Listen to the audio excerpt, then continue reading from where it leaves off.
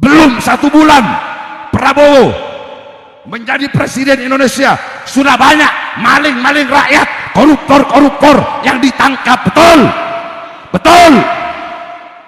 Apresiasi, baik, bagus. Kalau dilihat dari pidatonya, Prabowo mengatakan dalam pidatonya, bukan rakyat yang melayani pemimpin, tapi pemimpin yang melayani rakyat. Bagus nggak itu? Bagus nggak? Bagus nggak? Prabowo berkata, tidak ada yang kebal hukum. Bagus nggak? Bagus nggak? Bagus nggak? Tapi jangan cuma omon-omon. Betul. Kalau mau basmi koruptor, basmi semuanya. Jangan cuma koruptor yang kalian tangkap adalah koruptor-koruptor yang berlawanan dengan kalian. Giliran lawan politik korupsi ditangkap, tapi teman politik korupsi dibiarkan di dalam kabinetnya, saudara. Ini namanya omon-omon. Tahu omon-omon?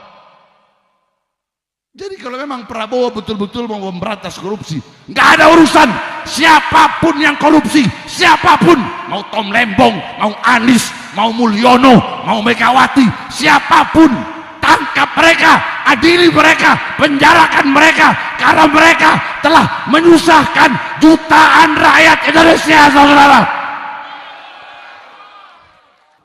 Rakyat rusak, negara rusak, bangsa rusak. Karena rusaknya pemerintah, karena rusaknya para raja, karena rusaknya orang-orang yang berkuasa, dan rusaknya orang-orang yang berkuasa, rusaknya para pejabat, karena rusaknya para ulama-ulama. Apa maksudnya rusaknya para ulama? Karena banyak para ustadz, para kiai, para habaib, para ulama yang mendiamkan kezoliman yang dilakukan oleh pejabat-pejabat tersebut. Sesuatu yang batil yang pemerintah lakukan, mereka bilang hak. Kenapa? Karena mereka jadi penjilatnya pejabat, anjing-anjingnya pejabat. Tujuan mereka perut, tujuan mereka kursi, tujuan mereka pangkat, tujuan mereka jabatan, tujuan mereka dunia. Sehingga apa? Sehingga rusak. Jadi semua itu kembali kepada ulama. Tapi insya Allah dengan bermalam-malamannya kita untuk Nabi Muhammad, kedua mata kita yang masih terjaga hingga saat ini untuk Nabi Muhammad, kelak di akhirat menjadi kedua mata yang dihalalkan untuk memandang wajah indah baginda Nabi besar Muhammad. Sekali lagi saya sampaikan, tidak ada kata kemalaman untuk Nabi Muhammad. Betul? Kalian giliran malam mingguan laki-laki sama perempuan sampai subuh sampai pagi, giliran untuk Nabi Muhammad, oh udah kemalaman. Tidak ada kata kemalaman, tidak ada kata kepagian untuk baginda Nabi besar Muhammad. Assalamualaikum warahmatullahi wabarakatuh. Alhamdulillah, alhamdulillahil qawiyyi sultanu, al-wadihil burhanu, al-mabsut fil wujud karamuhu wa ihsanuh. Allahumma salli wa sallim wa barik wa karrim wa azim ala nuril anwar wa sirril asrar wa tiryakil akhyar wa miftahi babil yasar sayyidina wa maulana Muhammadinil Mukhtar wa alihil athhar wa ashabihil akhyar adada ni'amillahi wa ifdalih, amma ba'd. Yang saya cintai, yang saya muliakan, segenap para alim ulama, para habaib, para kiai, para asatid, para tuan-tuan guru, para tokoh masyarakat, segenap aparat pemerintah. Walaupun acaranya sudah bubar, tetapi ketika saya datang acaranya dilanjut. Ini jarang terjadi, saudara-saudara. Ini menunjukkan bahwasanya semangat masyarakat Pekayon begitu luar biasa. Alhamdulillah. Saudara-saudara sekalian yang dimuliakan oleh Allah, Mungkin tadi telah panjang lebar para kiai, para ustadz, para habaib menjelaskan tentang maulid baginda Nabi besar Muhammad. Betul? Menjelaskan kemuliaan Nabi, keagungan Nabi Muhammad. Jadi pada kesempatan yang mulia ini saya tidak membahas itu. Saya hanya akan sedikit membahas tentang perkataan maqalah daripada Al-Imam Ghazali radhiyallahu anhu. Jadi saya harap pasang hati, pasang telinga dan dengarkan sedikit nasihat yang insya Allah bermanfaat. Saudara-saudara sekalian yang dimuliakan oleh Allah, Al-Imam Ghazali radhiyallahu anhu, Hujjatul Islam, Mujaddidul Islam. Siapa yang tidak kenal Al-Imam Ghazali? Beliau seorang ulama besar, beliau seorang pembaharu Islam. Karya-karya kitab-kitab beliau begitu luar biasa. Ihya Ulumuddin, Bidayatul Hidayah, Minhajul Abidin, Miyarul Ilim, Al-Wajiz, Al-Wasid, dan masih banyak lagi. Mukasyafatul Qulub, Kasyaf Ulub Ruh. Banyak kitab-kitab karangan beliau Al-Imam Ghazali, yang dimana diceritakan ketika itu ada seorang ulama bermimpi. Di dalam mimpinya di situ ada Nabi Muhammad dan ada Nabi Allah Musa alaihi salam sedang bercakap-cakap. Jadi sebelum saya jelaskan makolahnya Imam Ghazali, saya ceritakan dulu siapa ini Imam Ghazali. Ketika itu Nabi Musa berkata kepada Imam Ghazali, kepada Rasulullah SAW, wahai Muhammad, engkau berkata ulama ummati kal anbiya bani Israel. Ulama, orang-orang berilmu dari kalangan umatku itu sama kepintarannya dengan nabi-nabi dari kalangan Bani Israel. Kata Nabi Musa, aku mau lihat seperti apa sih ulama dari kalangan umatmu yang kau bilang lebih pintar, ya, lebih afdol dari nabi-nabi kalangan Bani Israel. Ketika itu Nabi Muhammad memanggil Imam Ghazali. Nabi Musa bertanya kepada Imam Ghazali, siapa engkau? Imam Ghazali menjawab, ana Muhammad bin Muhammad bin Muhammad Al-Ghazali. Saya adalah Muhammad, bapak saya Muhammad bin Muhammad, kakek saya Muhammad Al-Ghazali. Al-Ghazali itu adalah lakop, gelar. Setiap lakop itu pasti punya nisbat. Nisbat itu penyandaran kepada gelar tersebut. Contoh, ibu-ibu tahu Abu Nawas? Tahu nggak? Abu Nawas itu lakop, gelar. Apa artinya? Bapaknya kerah. Jadi kerah baju. Abu Nawas itu kalau pakai baju itu kerahnya lebih tinggi dari kepalanya. Makanya dinamakan Abu Nawas. Bapaknya kerah. Itu penyandarannya. Contoh mungkin daerah Bekasi ada namanya Kalimalang. Kenapa kok dinamain Kalimalang? Nah, penyandarannya apa? Ada yang tahu? Kalau anak nggak tahu, ada nggak? Hah? Karena malang, melintang. Nah, jadi itu namanya nisbat, penyandaran kepada gelar. Nah, adapun gelar Al-Ghazali, ulama berbeda pendapat. Ada yang mengatakan Ghazali itu adalah nama daerah di daerah Khurasan yang bernama Ghazal. Makanya Imam Ghazali dipanggil Al-Ghazali. Tapi pendapat itu dibantah oleh Al-Imam Az-Zahabi dalam kitab Syiarul A'lam An-Nubala. Beliau mengatakan, aku telah menelusuri, tidak ada daerah, tidak ada kampung, tidak ada tempat yang namanya Ghazali. Sehingga penisbatan Ghazali yang paling muktamad, yang paling kuat, itu diambil dari latar belakang ayah beliau dan keluarga beliau yang merupakan ghazal, yaitu tukang sol, tukang jahit. Paham? Paham? Itu Imam Ghazali. Nah, Nabi Musa bilang, wahai Muhammad, ini yang kau bilang pinter. Saya nanya siapa namanya, siapa namamu, tapi dia jawab dengan jawaban yang panjang. Dia pakai nama bapaknya, dia bawa nama kakeknya, dia bawa nama lakopnya.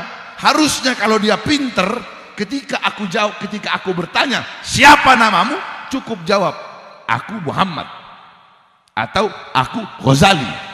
Kenapa dia harus menjawab dengan jawaban yang panjang? Muhammad bin Muhammad bin Muhammad Al-Ghazali. Kemudian Imam Ghazali berkata, ya Rasulullah, izinkan aku untuk menjawabnya.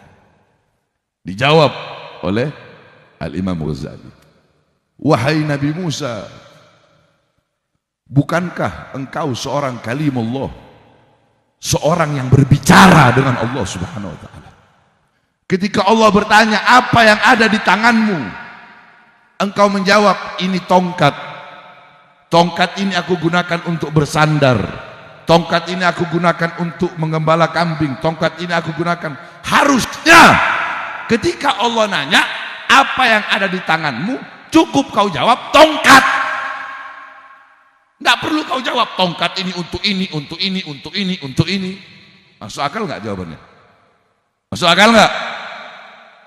Nabi Musa jawab lagi, aku jawab dengan jawaban yang panjang agar aku bisa memiliki waktu yang lama untuk bercakap-cakap dengan Allah. Dijawab lagi sama Imam Ghazali, aku juga menjawab dengan jawaban yang panjang agar memiliki waktu bercakap-cakap yang lama denganmu, yang dimana engkau telah bercakap-cakap lama dengan Allah Subhanahu wa ta'ala. Barulah Nabi Allah Musa mengakui kehebatan daripada ulama umat Nabi Muhammad SAW. Itu Al-Imam Ghazali. Nah, ada satu daripada makalah beliau yang begitu luar biasa. Semua ikuti saya. Bismillahirrahmanirrahim. Bismillahirrahmanirrahim. Fasadur ra'iyah, fasadur ra'iyah bifasadil umara, wa fasadul umara bifasadil ulama. Rusaknya suatu rakyat, rusaknya suatu rakyat karena rusaknya para pejabat, karena rusaknya para sultan, karena rusaknya para raja, karena rusaknya para pemerintah, dan rusaknya para pemerintah karena rusaknya para ulama. Nanti saya jelaskan. Fasadur ra'iyah bifasadil umara au muluk au salatin, wa fasadul umara au muluk au salatin bifasadil ulama. Rakyat rusak, negara rusak, bangsa rusak karena rusaknya pemerintah, karena rusaknya para raja, karena rusaknya orang-orang yang berkuasa, dan rusaknya orang-orang yang berkuasa, rusaknya para pejabat, karena rusaknya para ulama-ulama. Apa maksudnya rusaknya para ulama? Karena banyak para ustadz, para kiai, para habaib, para ulama yang mendiamkan kezoliman-kezoliman yang dilakukan oleh pejabat-pejabat tersebut. Saya tanya, banyak apa dikit ulama yang mengkritik para pemerintah? Jawab. Banyak apa sedikit? Banyak apa sedikit? Banyak apa sedikit ulama-ulama yang menegur pemerintah? Banyak apa sedikit? Sedikit. Makanya jangan heran bangsa ini rusak, negara kita rusak. Karena apa? Rusaknya para pejabat rusak karena banyak ulama-ulama yang jadi anjing-anjingnya pejabat berdiri di depan pintu pejabat, bukannya mengkritik pejabat kalau ada keputusan-keputusan mereka yang salah, bukannya bukannya membenarkan bukannya mereka memberikan pelajaran, memberikan teguran, ini salah, ini yang benar, ini benar, ini yang salah, ini enggak, kebalik. Kesalahan yang dilakukan pemerintah mereka benarkan, sesuatu yang batil yang pemerintah lakukan mereka bilang hak. Kenapa? Karena mereka jadi penjilatnya pejabat, anjing-anjingnya pejabat. Tujuan mereka perut, tujuan mereka kursi, tujuan mereka pangkat, tujuan mereka jabatan, tujuan mereka dunia. Sehingga apa? Sehingga rusak. Jadi semua itu kembali kepada ulama. Jadi saudara-saudara, jangan pernah kita ini menyalahkan. Ada sosok Habib Rizik yang selalu mengkritik kebijakan-kebijakan pemerintah, yang kebijakan-kebijakan itu menyengsarakan rakyat. Udah ada ulama-ulama seperti Habib Rizik, para kiai-kiai yang tegas, yang keras. Rakyat masih diinjek-injek, bagaimana kalau nggak ada? Betul? Betul? Jadi semua tergantung ulama. Nah makanya kalian para pejabat, mau RT ke RW, lurah, camat, bupati, wali kota, gubernur, menteri, presiden, polisi, polri, anggota dewan, kalau dikritik oleh ulama, kalau dikasih nasihat ulama, dengarkan. Bukan malah ulamanya di penjara, goblok.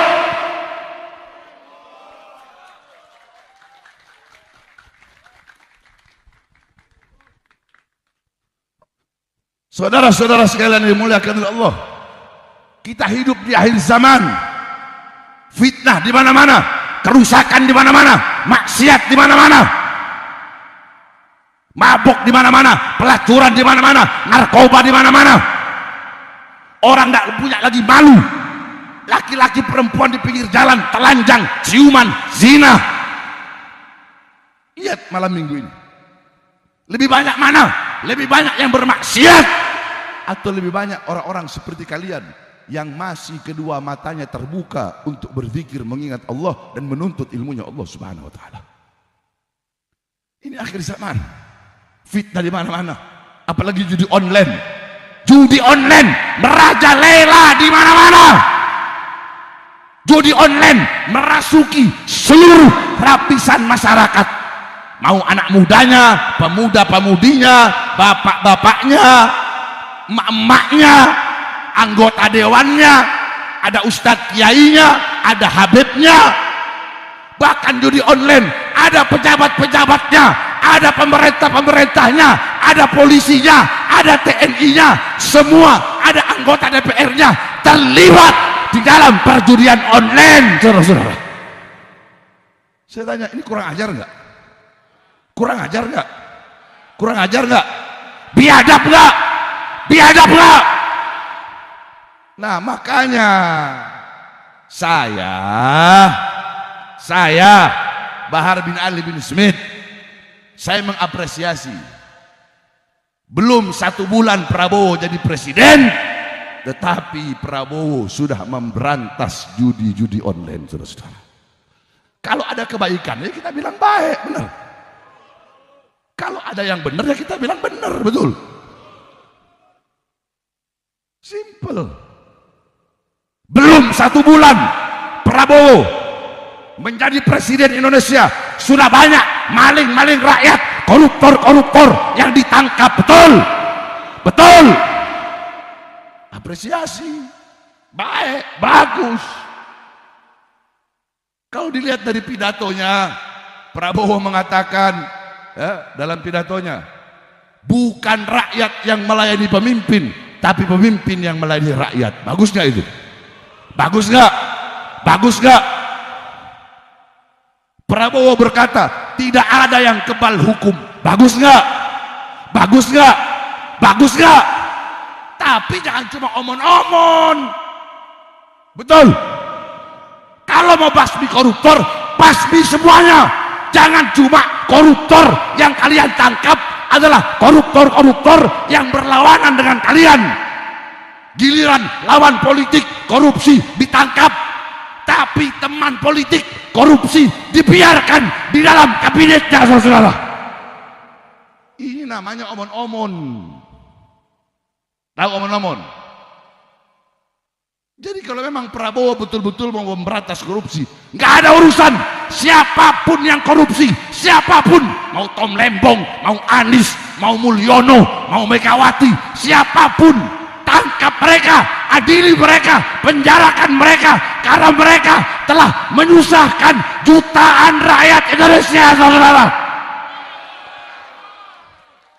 Itu baru namanya pemimpin yang adil, betul. Tapi kita belum tahu, kita lihat bagaimana ke depan, betul? Betul. Makanya ada orang-orang ngomong begini, Habib Bahar kalau Prabowo udah dilantik, nggak bakal lagi Habib Bahar berani ngeritik presiden. Wah, banyak yang ngomong begitu. Weh, bos, tanggal 20 Oktober, pas pelantikan presiden, saya ceramah di Lampung. Yang hadir ratusan ribu orang. Ya. Di situ saya bahas. Saya bilang apa? Saya doakan Allah berikan kekuatan kepada Prabowo untuk membawa bangsa ini menjadi bangsa yang makmur, jaya, sentosa, bangsa, negara, dan rakyatnya. Tapi ingat, kalau suatu saat nanti Prabowo membuat kebijakan-kebijakan yang menyengsarakan rakyat, merugikan rakyat, maka saya, Bahar bin Smith, orang yang pertama melawannya sampai titik darah penghabisan, saudara. Saya nggak ada urusan. Saya ini nggak ada urusan. Saya kemarin itu golput, saya nggak ada urusan. Nggak ada urusan saya. Andaikan Anies jadi presiden, terus khianati bangsa, khianati rakyat, andaikan Anies kemarin yang jadi, saya makan Anies. Saya ini nggak ada urusan. Makanya kalau Prabowo bilang tidak ada yang kebal hukum, ayo, weh, rakyat lihat, masyarakat melihat, ayo. Kalau memang tidak ada yang kebal hukum, pertama, lihat menteri-menteri.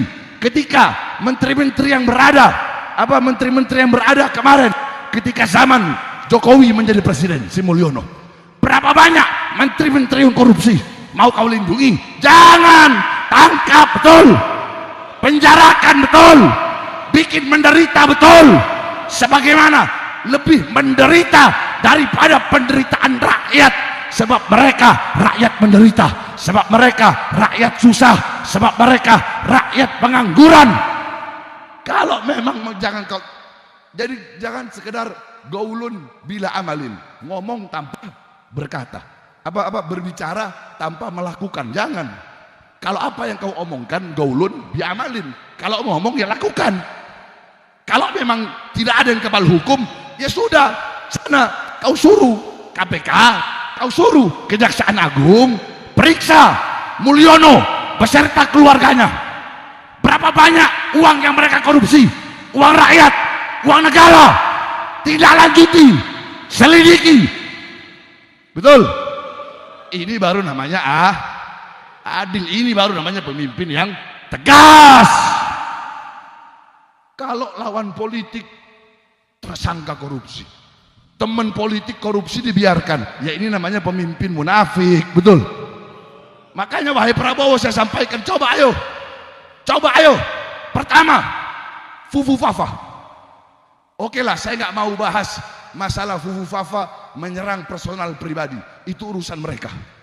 Yang saya bahas, Fufu Fafa pernah menistakan Islam di dalam akunnya. Betul.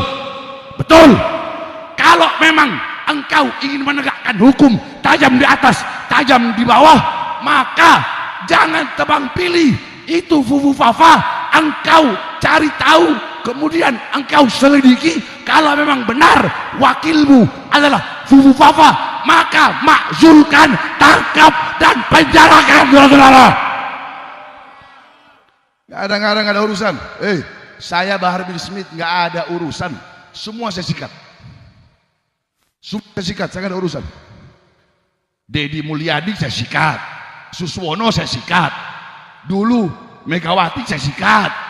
Dulu siapa ini? Sukmawati yang bahas masalah konde itu hina Islam, saya sikat. Siapa lagi? Gus Muafik yang bilang Nabi Muhammad kompros, tahu kompros? Bahasa Jawa kompros itu artinya jorok, ingusan. Saya sikat. Banser waktu bahas bendera kalimat tauhid, waktu kalimat tauhid bendera Allah dibakar, saya bahas. Semuanya saya bahas, semua saya bantai, nggak ada urusan.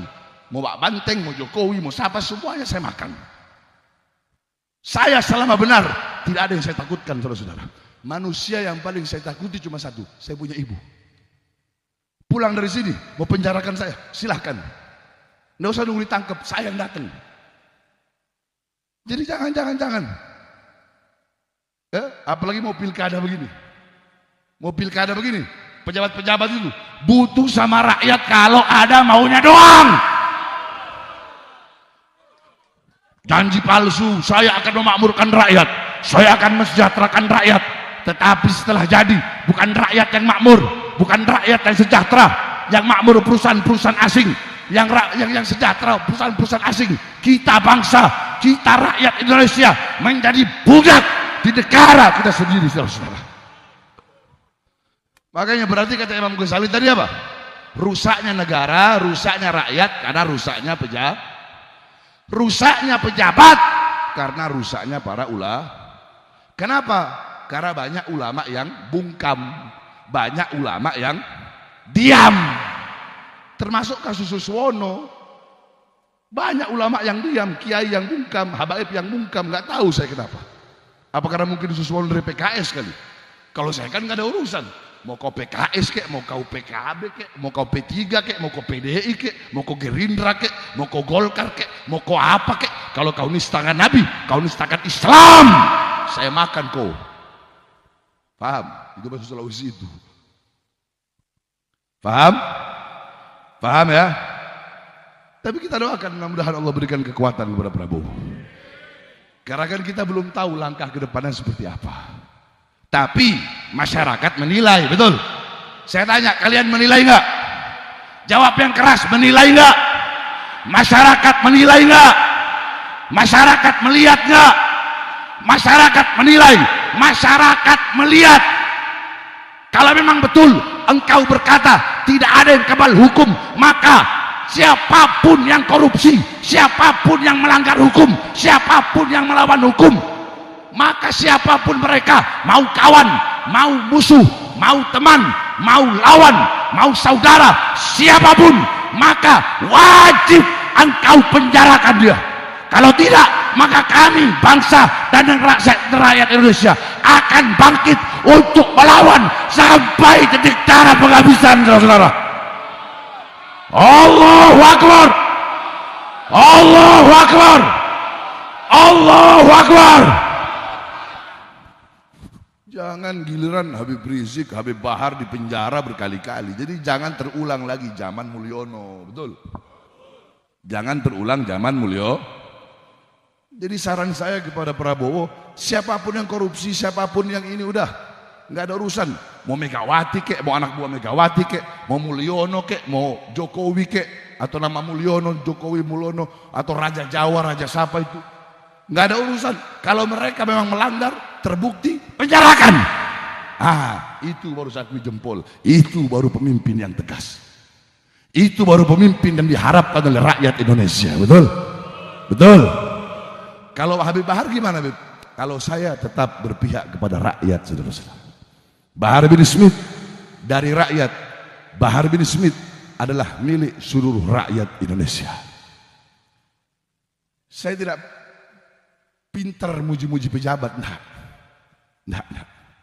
Tidak, saudara-saudara. Oleh karenanya hadirin sekalian yang dimuliakan oleh Allah Subhanahu wa taala, sekali lagi saya sampaikan bahwa rusaknya negara karena rusaknya, rusak negara karena rusaknya pemimpin. Rusaknya pemimpin, pejabat, pemerintah karena rusaknya ulama. Nah, ini udah ulama yang ngeritik pemerintah, ulama yang nasihatin pemerintah sedikit. Terus malah dimasukin penjara. Habib Rizik masuk penjara, saya keluar masuk penjara. Apa ini? Sedangkan koruptor-koruptor berkeliaran. Hah? Ada apa? Prabowo, jangan mau kau disetir oleh Jokowi. Karena apa? Karena dugaan saya, Jokowi menjadikan anaknya Gibran sebagai wakil Prabowo itu untuk melanjutkan dinasti kekuasaannya untuk bangsa dan rakyat Indonesia, saudara. Anak SMA juga tahu kok itu. Udahlah, jangan bohong-bohongi rakyat, jangan enggak. Rakyat gak bodoh, betul. Tapi tadi kembali lagi, kebijakan-kebijakan yang baik wajib bagi kita rakyat untuk mendukung, betul. Seperti yang saya bilang, belum 1 bulan udah banyak koruptor yang ditangkap. Belum 1 bulan udah banyak itu orang-orang yang judi online itu. Saya baca di berita itu, judi-judi online, sampai bos-bos judi online, backing-backingan judi online, semuanya ditangkap. Nah ini bagus, bagus betul ini. Tapi itu tadi sesuai dengan kau punya pidato, sesuai dengan kau punya perkataan, bahwasanya tidak ada yang kebal hukum. Berarti siapapun, mau kau punya wakil, ya, mau Jokowi, mau PDI, mau Megawati, ya, mau Anies, mau siapapun, nggak ada urusan. Selama mereka melanggar hukum, maka tangkap dan penjarakan. Terus Bib, kalau Habib gimana? Sekali lagi, saya berada di pihak rakyat. Bagi bangsa, bagi kalian masyarakat, bagi kalian rakyat, jangankan di penjara. Nyawa saya, jiwa saya, darah saya murah harganya, tumpah untuk bangsa, negara dan rakyat Indonesia yang saya cintai, saudara. Allahu Akbar. Hidup rakyat Indonesia merdeka, merdeka, merdeka. Allahu Akbar. Makanya mudah-mudahan Allah Subhanahu wa taala berikan kepada Prabowo kekuatan. Allah berikan kekuatan, Allah berikan dia keadilan, rasa untuk berbuat adil, untuk memberantas semua penjahat-penjahat konstitusi. Sebab kan pejabat sekarang ngomongnya begitu. Ini negara konstitusi, ini negara demokrasi. Bangsat, kau ngomong begitu, tapi kau yang mengencingi konstitusi. Betul? Kau ngomong begitu, tapi kau yang menodai kesucian demokrasi. Betul? Betul? Kau giliran mau pilkada, mau giliran mau pemilihan dewan, pemilihan bupati, yang nggak pakai jilbab, tahu-tahu pakai jilbab. Yang nggak pernah ke masjid, datang ke masjid. Hah? Yang nggak pernah datang majelis taklim, datang majelis taklim. Yang nggak pernah pakai peci, mendadak jadi santri, saudara-saudara. Banyak gak? Banyak gak? Banyak gak? Dan ini terjadi di hampir seluruh wilayah Indonesia, saudara-saudara. Makanya saya nggak heran. Makanya saya dari dulu itu, mau pemilihan presiden kek, mau pemilihan gubernur kek, mau pemilihan wali kota kek, mau pemilihan bupati, saya nggak pernah pilih. Apa kalau nggak pernah pilih itu ya? Golput ya? Golput. Saya nggak pernah pilih. Saya nggak pernah pilih. Mau siapapun saya nggak pernah pilih. Oleh karenanya ini menjadi pelajaran bagi kita. Dan ini juga menjadi pelajaran bagi kalian para pemerintah. Bahwasanya, ingat, negara, rakyat rusak tergantung baik buruknya kalian. Kalian baik, rakyat pun. Kalian bagus, rakyat pun. Kalian rusak, rakyat pun. Nah, baik buruknya kalian sebagai pejabat tergantung dari ulah. Nah, jadi sekarang kalian tahu harus ngikut ulama yang seperti apa, saudara-saudara. Paham? Paham? Sekarang kalian bisa mengetahui, bisa memilih, harus mengikuti ulama yang seperti apa. Sebab banyak sekarang ini saya lihat orang-orang ini nyari suhroh. Tahu suhroh? Nyari tenar. Mereka nyari tenar dengan segala cara. Contoh, ada kemarin anak-anak laporan ke saya. Anak-anak laporan, Beb, ini ada satu orang, ya, nggak tahu orangnya kurus-kurus kecil, terus pakai imamah begitu, Kalau saya lihat dari penampilannya sih kayak Wahabi begitu dia. Terus dia bikin berita-berita hoak, Beb. Berita hoak apa? Ini 2 minggu lalu dia bilang Habib ditangkap polisi. Terus dia bilang Habib lagi ceramah dilempar botol. Terus baru 2 hari lalu dia bilang Habib Bahar sekarat hampir mati karena takut ditangkap polisi. Saya cuma ketawa. Saya bilang sudah biarkan saja.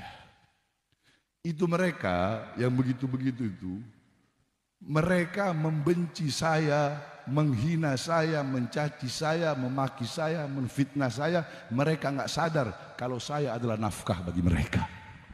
Paham? Walafu minkum. Wassalamualaikum warahmatullahi wabarakatuh. Salatullah salam.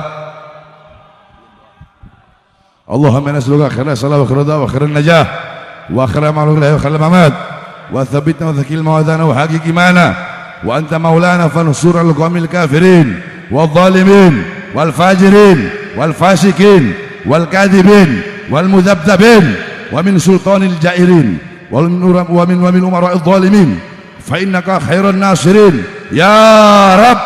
Allahumma baddid syamlahum, Allahumma farriq jammahum, Allahumma aqlil ladahum, Allahumma jari da'irat alaihim, Allahumma usil adaba ilaihim, Allahumma aghrij ban da'iratil hilm waslubhul madal imhal wa ghul aydiyahum warbut ala qulubihim wa la tuballighumul amal.